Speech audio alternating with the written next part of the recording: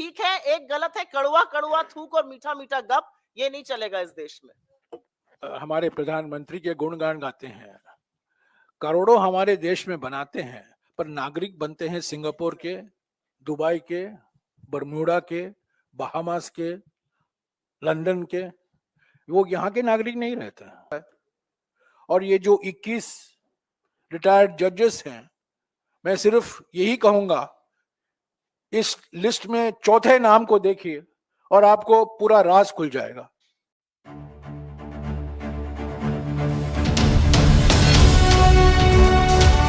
जनहितैषी, TRP नहीं भरोसा आपका। मोदी सरकार एफडीआई बात करती है, असली बात तो यह है मोदी सरकार के लिए एफडीआई फियर, डिसेप्शन और इंटिमिडेशन, वही है एफडीआई। फॉरेन डायरेक्ट इन्वेस्टमेंट नहीं, एफडीआई माने फियर, डिसेप्शन और इंटिमिडेशन। इसमें मैं थोड़ा सा ऐड करना चाहती हूँ, आपका बिजनेस जर्नलिज्म का बैकग्राउंड रहा है, ये भी एक भ्रांति है। आपका भी है। मैं वही सर मेरे साथ काम किया इसीलिए मैं बोल रही हूँ। बिजनेस जर्नलिज्म वाले कहते हैं कि जो कॉर्पोरेट के लिए होगा वो प्रोग्रेसिव है, जो किसान के लिए होगा वो फिस्कली इम्प्रूडेंट है। ये जो पिंक अखबारों की सुर्खियां, इनके आगे एक हिंदुस्तान है, उसमें किसानों की, श्रमिकों की बड़ी समस्याएं हैं। 4.5 लाख करोड़ आप कॉर्पोरेट लोन माफ कर देते हैं, किसान की माफी पर आप नाक मुंह भूस सिकोड़ने लगते हैं, पहली बात। दूसरी बात आपने कही निवेश की। निवेश, जो लोग चरण वंदन के गीत गाते हैं वो निवेश नहीं कर रहे हैं देश में, जैसा कि सर ने बताया।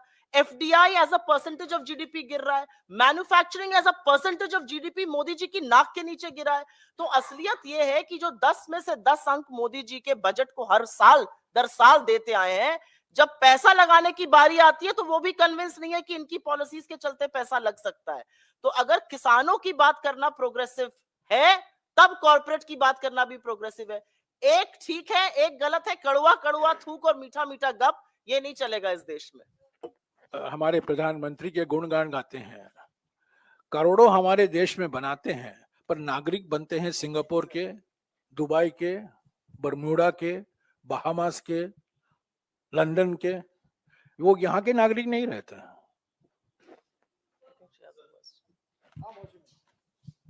सर, ये 2 सवाल थे। एक तो प्रधानमंत्री नरेंद्र मोदी ने सनसनीखेज आरोप लगाया कर्नाटका में कि कर्नाटक में कुछ विकास नहीं हो रहा है और सारा जो काला धन है वो भेजा जा रहा है कांग्रेस की कैंपेन के लिए, उस पर। और कन्हैया कुमार को टिकट 29 से मिला है दिल्ली से। तो मनोज तिवारी कह रहे हैं कि टुकड़े टुकड़े गैंग को कांग्रेस ने 40 दिन के भ्रमण के लिए भेज दिया है। मनोज तिवारी जी, जहां तक मेरी जानकारी है, लोकसभा के सांसद हैं। लोकसभा के सांसद होने के नाते उनकी कुछ गरिमा, कुछ मर्यादा के शब्द होने चाहिए, लेकिन बीजेपी में जब आके ही मर्यादा गरिमा नहीं दिखा रहे तो ये लोग कैसे दिखाएंगे। लेकिन मनोज तिवारी के ही लोकसभा के कुलीग हैं जो लद्दाख से भाजपा के सांसद हैं, जामयांग सेरिंग नामग्याल। उनकी पत्नी जेएनयू की पढ़ी हुई है, उनका नाम डॉक्टर सोनम वांगचुक है। उनका कहना है कि जिस तरह के आरोप कन्हैया कुमार पर दुष्प्रचार किया गया, आरोप लगाए गए, एक मोटिवेटेड कैंपेन चलाया गया, और जो ये छुटभैये नेता और दोरूपल्ली के ट्रोल उनके खिलाफ बोलते हैं, ऐसा उन्होंने कभी कहा ही नहीं था। और ये आपके ग्रुप एडिटर के एक साक्षात्कार में आपके ग्रुप एडिटर को उन्होंने इंटरव्यू में बोला। मैं चाहती हूं कि आप ये बाइट दोबारा चलाइए, दुनिया देखे तो कि लद्दाख के जो बीजेपी के सांसद हैं उनकी पत्नी स्पष्ट तौर से कह रही हैं ऐसा कन्हैया कुमार ने कभी नहीं बोला, वो वहां पर मौजूद थी। मैं चाहती हूं कि आपका मीडिया हाउस उस बाइट को बार बार प्ले करे, किसी ने सच बोला उस सच को दिखाया जाए। बीजेपी क्यों डरती है? क्योंकि जो जो बीजेपी की कलई खोलता है, जो जो उनके झूठ का पर्दाफाश करता है, जो जो नरेंद्र मोदी जी से आंख में आंख डालकर सवाल पूछने की हिम्मत करता है, उसको ये कुछ भी कह देंगे। मणिपुर 1 साल से नहीं मोदी जी जा पा रहे हैं, पूरा लद्दाख सड़कों पर है, वहां के लोगों से बात नहीं करेंगे। देश को विभाजित करने का काम आप कर रहे हैं और आप दूसरों पर आरोप लगाइएगा। असलियत यह है कि आपके कर्नाटका के नेता संजय पाटिल ने जो अभद्र टिप्पणी हमारी महिला मंत्री के लिए की है, सबसे पहले मोदी जी को कान पकड़ के उसके लिए माफी मांगनी चाहिए। उसके बाद कर्नाटका की चीजों पर बोलेंगे। कर्नाटका में जो गारंटी हमने अपने चुनाव प्रचार के दौरान दी थी वो सारी पूरी की है। और मैं आपसे पुनः निवेदन करूंगी, आपका बहुत अच्छा सवाल था, भ्रांतियां दूर करेगा ये सवाल, अपने चैनल पर, अपने डिजिटल प्लेटफॉर्म्स पर उस साक्षात्कार का वो हिस्सा जरूर चलाइए।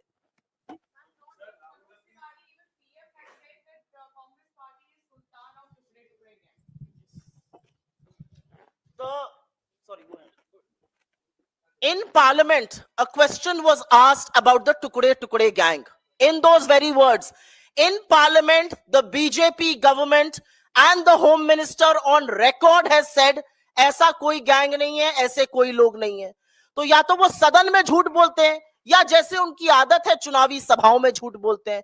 देश के प्रधानमंत्री हैं, 140 करोड़ जनता के प्रधानमंत्री हैं, 10 साल प्रचंड बहुमत की सरकारें चलाई। अरे कुछ काम किया होता तो उसको दिखाकर उसके नाम पर वोट मांगते। पिछला कोई काम है नहीं दिखाने का, आगे की कोई योजना नहीं है, कोई रणनीति नहीं है, तो जो मन में आ रहा है बोले जाओ। कभी किसी के आहार पर, कभी बाड़मेर के कश्मीर को जम्मू कश्मीर का बता दो, कभी सहारनपुर की लकड़ी को लड़की बोल जाओ। ये प्रधानमंत्री के काम है। प्रधानमंत्री को शोभा देता है ऐसी बातें करना? दो बारी, एक बार नहीं। लकड़ी लड़की दो बारी।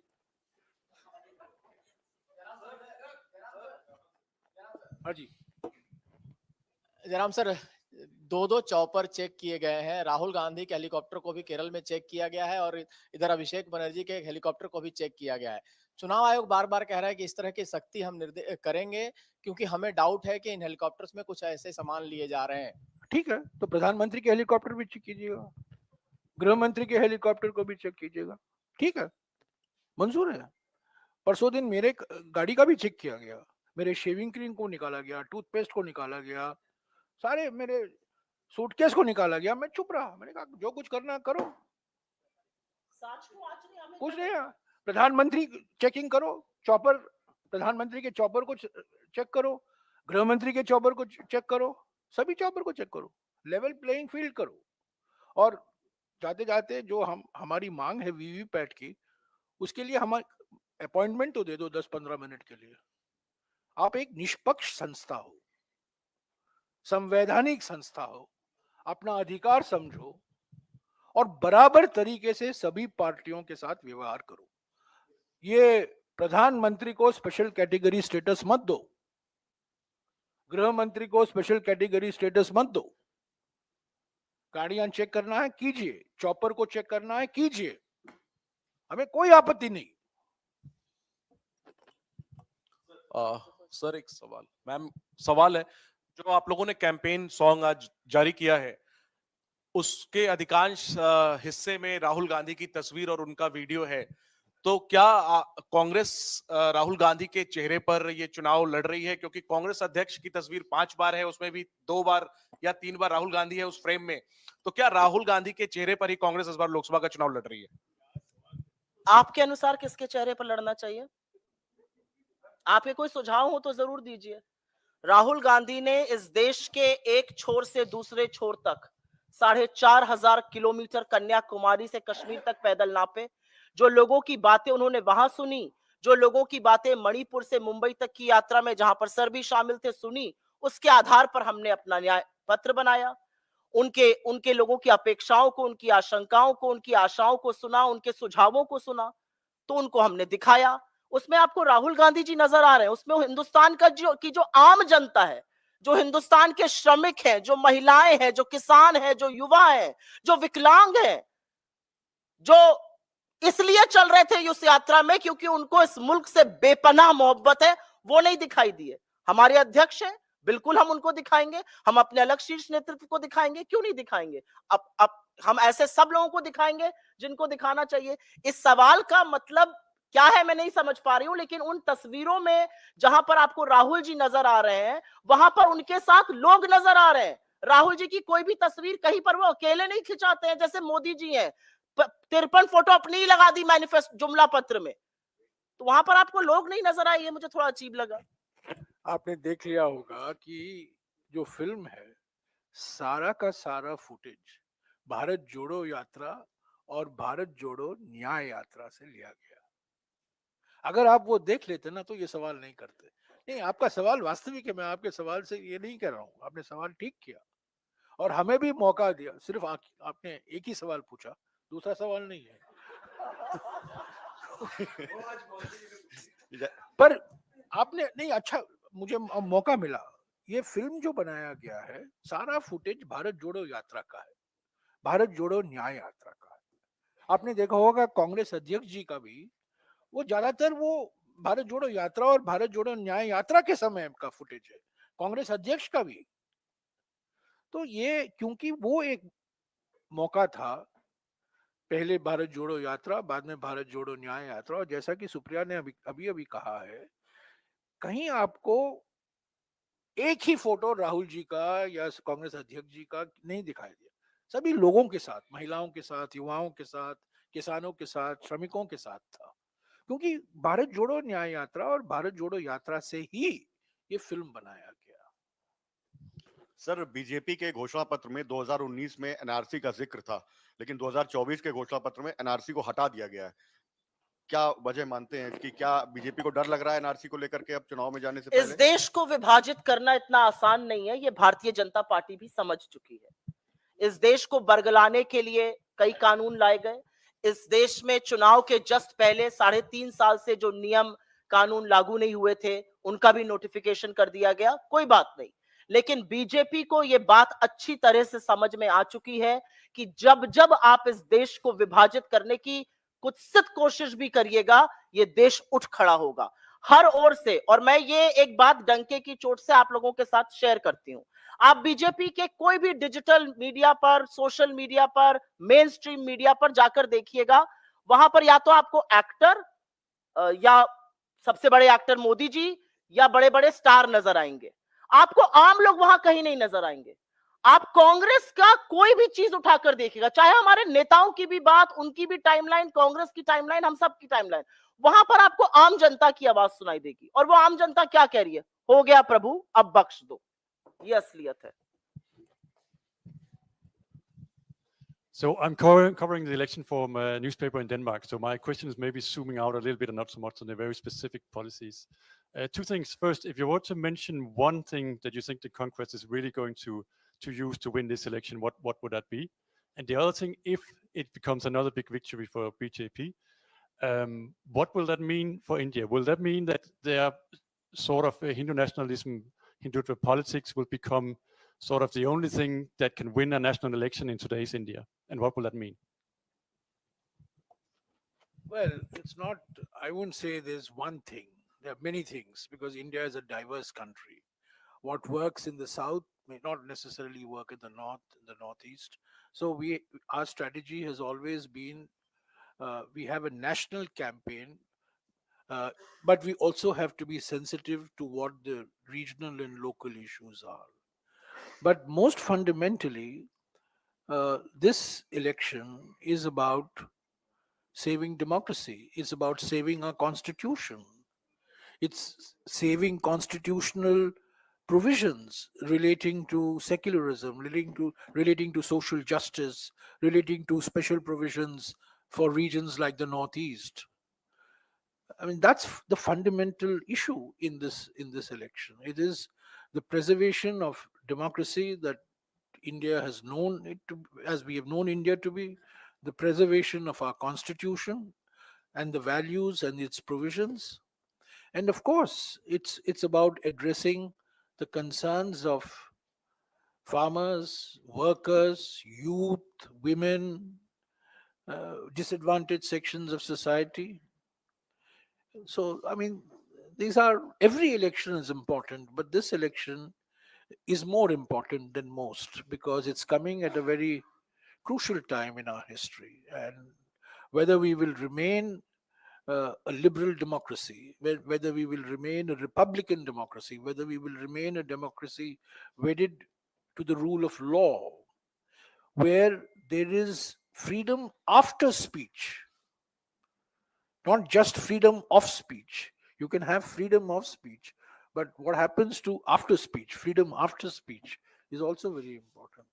So I think these are the issues that we are fighting, and we are hopeful that the people of India, in a very silent way, are going to give a resounding verdict on the 4th of June in favor of the Congress party and its allies who constitute the India group. Sir, आप कह रहे हैं कि उत्तर पूर्व में कांग्रेस के पक्ष में अंडर करंट है और 4 जून को आपके पक्ष में बहुमत आएगा या आप लोग जीतेंगे। पहली बार कांग्रेस पार्टी 400 से कम सीटों पे लोकसभा का चुनाव लड़ रही है। आप लोग 325 से 335 सीटों के आसपास चुनाव लड़ रहे हैं। कैसे आप लोग सीटों को बढ़ाएंगे, क्योंकि सबसे कम सीटें आई हैं पिछले 2 चुनाव में? और दूसरा सवाल यह है कि जब पिछली बार आप लोग सबसे कम सीट पे लड़े थे 2004 में, तब आप लोग सत्ता में आए थे। तो ये दोनों सवालों का जवाब दीजिए। दूसरे सवाल का जवाब तो आपको मिल गया है, आपके सवाल के अंदर है। 2004 में हम सत्ता में आए, परिस्थितियां ऐसी ही थी 2003 और 2004 में जो 2023 और 24 में है। और मैं बार बार कह रहा हूं 20 साल बाद आप वही देखेंगे जो आपने 2004 में देखा, बहुमत कांग्रेस को मिला। पर 2004 में आपको याद होगा इंडिया ग्रुप नहीं था, एक गठबंधन था, पर ऐसा राष्ट्रीय स्तर पर हमने जनबंधन नहीं बनाया था जैसा कि हमने 2024 के चुनाव के लिए बनाया है। तो हमें पूरा विश्वास है कि हम उत्तर प्रदेश में समाजवादी पार्टी के साथ, पश्चिम बंगाल में वामपंथियों के साथ, महाराष्ट्र में एनसीपी और शिवसेना उद्धव ठाकरे के साथ, ये 3 राज्यों में जो जितने हम सीट लड़ा करते थे एक जमाने में, हम इस बार नहीं लड़ रहे हैं। इसीलिए सीटें 400 से कम हैं इन 3 राज्यों की वजह से। खास तौर से तमिलनाडु में तो हमारा गठबंधन हमेशा रहा है, पर इस बार महाराष्ट्र में, उत्तर प्रदेश में, पश्चिम बंगाल में हमने जानबूझकर कम सीटें लड़ी हैं क्योंकि हम चाहते थे कि एक मजबूत जनबंधन बने और जनबंधन और भी प्रभावशाली हो इन राज्यों में। हमें पूरा विश्वास है कि कांग्रेस पर उत्तर पूर्व में तो हम खुद लड़ रहे हैं, पर आपका सवाल सारे देश को ध्यान में रखते हुए किया गया है। इसीलिए मैं राष्ट्रीय स्तर पर कह रहा हूं, जो बहुमत मिलेगा कांग्रेस पार्टी को और कांग्रेस पार्टी के जनबंधन के घटक दलों को, वो स्पष्ट बहुमत होगा। ऐसा नहीं है कि हमें और कोई नए पार्टियों की जरूरत पड़ेगी। मुझे पूरा विश्वास है कि एनडीए के जो पलटी मास्टर हैं उनको वापस पलटी जरूरत उनकी नहीं पड़ेगी। जो पार्टियां आज इंडिया जनबंधन के हिस्से हैं, वो इंडिया उसी जनबंधन को बहुमत मिलेगा। और एक बात मैं और कह दूं कि जब इस जनबंधन को जनादेश मिलेगा, उत्तर पूर्वी राज्यों में सारे रीजनल पार्टी जो बीजेपी ने खड़े करके रखे हैं वो वापस कांग्रेस को समर्थन देंगे। आज वो बीजेपी के साथ हैं। 5 जून को मुझसे लिख कर ले लीजिएगा, यही पार्टियां कांग्रेस पार्टी को समर्थन करेंगी, यही नेता, यही मुख्यमंत्री, हो सकता है असम मुख्यमंत्री भी वापसी रोड पर वापस आ जाए। जी चलिए।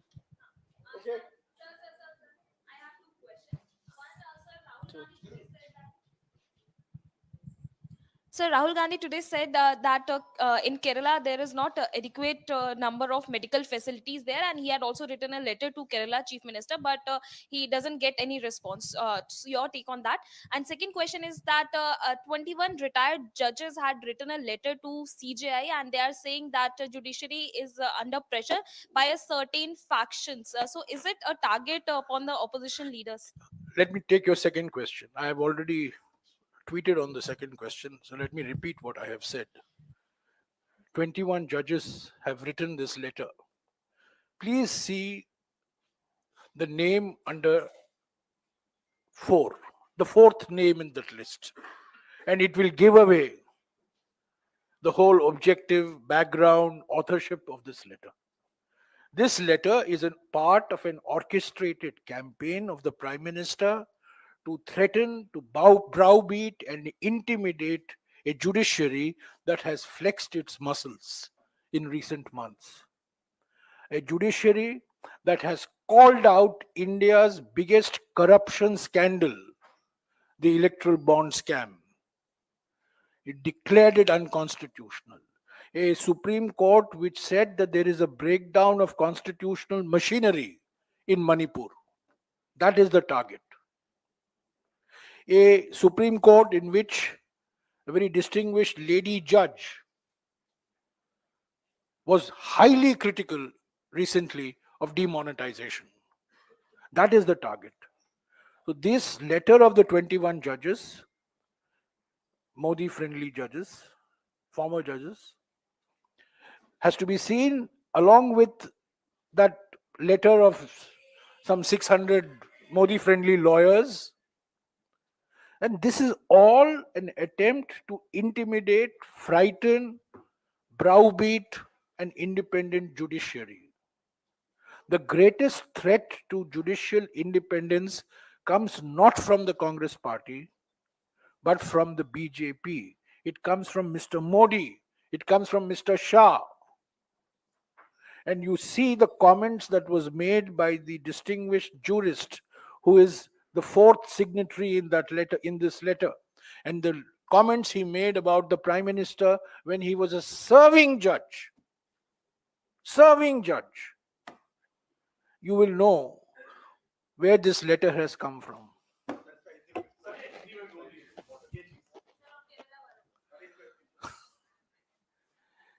ये जो 21 अवकाश प्राप्त जजों ने खत लिखा है, ये एक और मिसाल है कि किस तरीके से प्रधानमंत्री, गृह मंत्री सुप्रीम कोर्ट को धमकी दे रहे हैं, उनको डरा रहे हैं, उन पर दबाव ला रहे हैं, क्योंकि सुप्रीम कोर्ट ने पहले कहा था कि मणिपुर में सारी प्रतिक्रिया खत्म हो चुकी है, वहां कॉन्स्टिट्यूशन बचा नहीं है, संविधान बचा नहीं है। बाद में सुप्रीम कोर्ट ने कहा इलेक्टरल बॉन्ड न केवल गैर कानूनी है पर गैर संवैधानिक भी है। तब सुप्रीम कोर्ट के एक न्यायाधीश ने कहा कि नोटबंदी क्यों किया गया, नोटबंदी को लेकर उन्होंने काफी कुछ आलोचना जताई। तो ये निष्पक्ष न्यायपालिका को डराने के लिए, धमकी देने के लिए ये तरीका अपनाया गया है। पहले कुछ वकीलों ने लिखा, ये सारे के सारे वकील बीजेपी से जुड़े हुए हैं, वो नाम से ही पता चल जाता है। और ये जो 21 रिटायर्ड जजेस हैं, मैं सिर्फ यही कहूंगा, इस लिस्ट में चौथे नाम को देखिए और आपको पूरा राज खुल जाएगा, पर्दे के पीछे क्या है। तो ये बिल्कुल एक रणनीति है, ये मोदी सरकार की रणनीति है, ये मोदी सरकार ने करवाया है। और ये धमकी देने के लिए, डराने के लिए सबसे गहरा खतरा सुप्रीम कोर्ट को कांग्रेस पार्टी से नहीं पर प्रधानमंत्री और गृह मंत्री से है। और इस खतरे से ध्यान हटाने के लिए ऐसे वकीलों से, रिटायर्ड जजेस से खत लिखवाए जा रहे हैं। Kerala, what about Kerala?